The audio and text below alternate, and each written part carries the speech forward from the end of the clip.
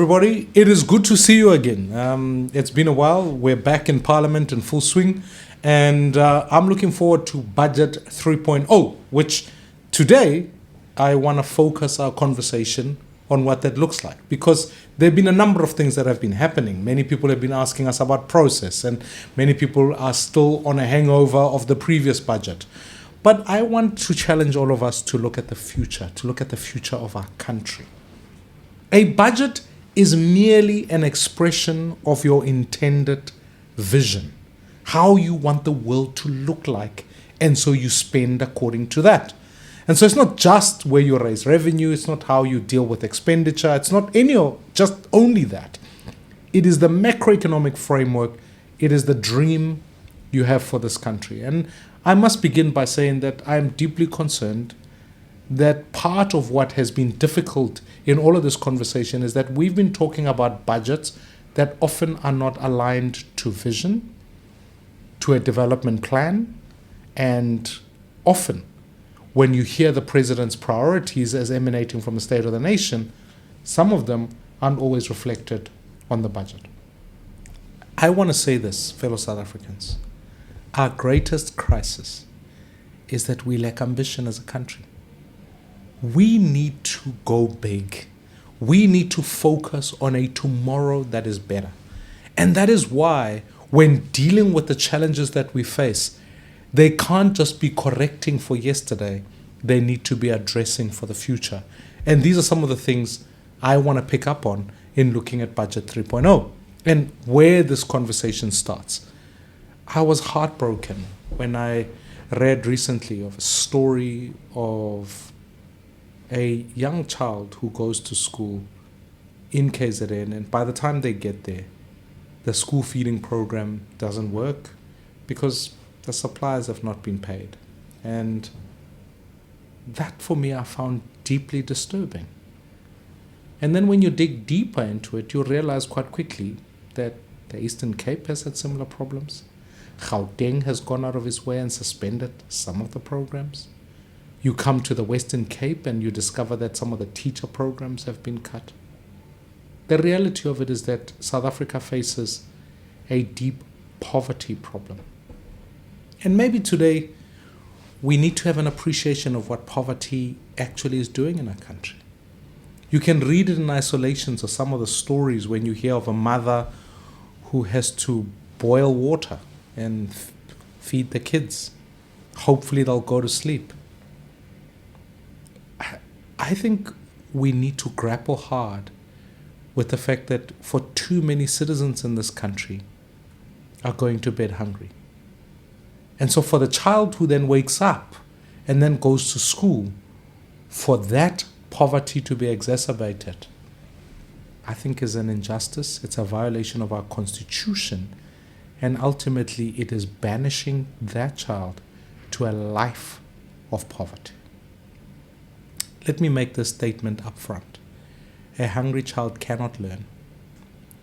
And a child who is hungry and not learning is doomed to a life of poverty. Education isn't just in its intrinsic value developing skills, it's in its extrinsic value of transitioning generational poverty to future prosperity. And I can sit here today and talk about the fact that whilst I grew up being raised by a mother who worked as a cashier, I can sit here today as a member of parliament inherently because she paid the price for me to go to school. And I could then move the next generation on to a better level.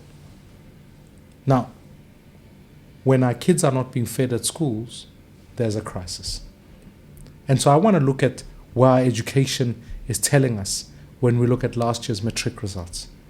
When we understand the fact that in looking at 2024 results, that in essence, of the over 1 million kids who started school, that only 705,291 students wrote matric exams. What in truth that also indicates is that there's been a 40% dropout rate. And these are young people who are now being told they are sitting at home. They drop out for multiple reasons. It could either be because they failed the subject, But I think in part it is also a symptom of what happens when society is poor. The further worrying factor is the fact that for maths results, of the 700,000 who sat for mathematics, only 251,000 sat for the mathematics exam. That is a total of 38% of children who sat for mathematics, and the median mark for that was 36%. So, in essence, we're creating a context upon which, whilst children go to school, young people get educated or get to try and be educated, many of them end up not sitting down for mathematics, and more worryingly is that even when they do, they get very, very poor marks. We can't be comfortable with that as a society. Let me tell you where it has consequences. It has consequences for our industry, in that already ESCOM started to indicate the fact that they are facing a shortage of engineers. So in essence, the intrinsic value of education may be to get through kids through school, but the extrinsic value is that it needs to supply skills into the economy. And in all harsh reality, for so many of our key sectors, we're starting to run out of skills. So, when the president speaks about Operation Vulindela, he highlights four areas. He says maintaining macroeconomic stability, implementing structural reforms, improving state capability, and accelerating infrastructure investment. All in and of themselves important things that need to be done. But the one thing that doesn't seem to be emanating is the fact that, wait, hold on, whilst they're going to spend all the money, especially looking at the budget, on infrastructure, just over R1 trillion in the medium term, 402 billion rands on transport and logistics, 219 billion rands for energy infrastructure, 156 billion rands for water and sanitation. The missing number is how much they're going to spend on education over the medium term to be able to improve the skills pipeline and make sure that for a child who is poor, they can go to school and make sure they are fed and can get through school. So this is a vital intervention we can make. We cannot sit back and assume that we're going to fix South Africa by merely, yes, the macroeconomic stuff that needs to be done, as I've spoken about, becomes important, but no economy can grow without skills.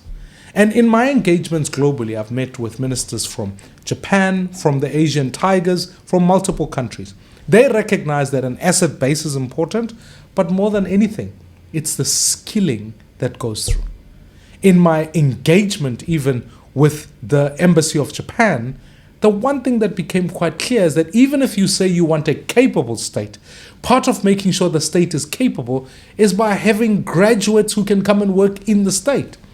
Now, when our kids have a 40% drop-off, many of them are hungry going to school, and we simply cannot pay tenders on time so that school feeding programs can occur. This is the crisis of the future.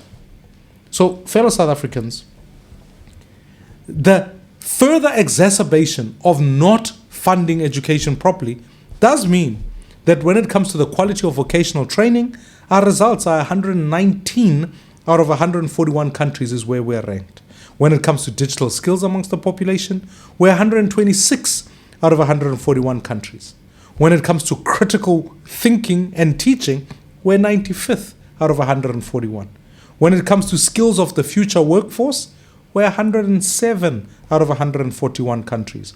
And when it comes to pupil to teacher ratio in primary schools, we're 109 out of 141 countries who are being assessed. So this tells me that if you're a child in this country, depending on where you were born, the color of your skin, the level of your income, the quality of education means that you're going to get, and if you are hungry and poor, quintile 1, 2, and 3 schools, which are the schools that deal with hungry and poor kids. In essence, for those kids, they're going to end up not having skills of the future, not able to work in vocational careers, and ultimately left behind to linger in poverty. As even Parliament, anyone, I'm challenging us to say when we deal with the budget 3.0, education must be a priority. It must be something that we put greater emphasis on. It must be something that we fund so that we can reduce teacher-pupil ratios. That's about provincial governments, in fact, increasing the number of teachers. It's about prioritizing the attraction of maths teachers so that we can see the improvement in that skill set. But ultimately, it's also about making sure that it should be a crime that a child can go to school and not be able to get the only meal that some of them might be guaranteed for the day. So, my fellow South Africans, my fight going into this budget 3.0 is really about let's not starve our kids. Because trust me, the politicians that roam around here, that roam around in blue lights, that sit in cabinet, would never come to work, let alone be starved. No committee would sit without food. And so if we really are serious about who we serve, let's be conscious of the fact that we want every child to go to school, at least be fed. My greatest worry is that we're living in a South Africa today where too many people are behaving in some ways like the children of Israel. On their way to the promised land, for some of them, will start to say, life was better in Egypt. May that never be our story. Whilst our legacy is with us, we've got to fight for a different future for our young people. So join me on the fight and the crusade for education, because what we want are kids who can compete with anyone in the world. So the problem is not with our kids, the problem is with our government. And so let's make sure that we hold them accountable, that our kids can compete for the future. I love you all. See you soon. Sha.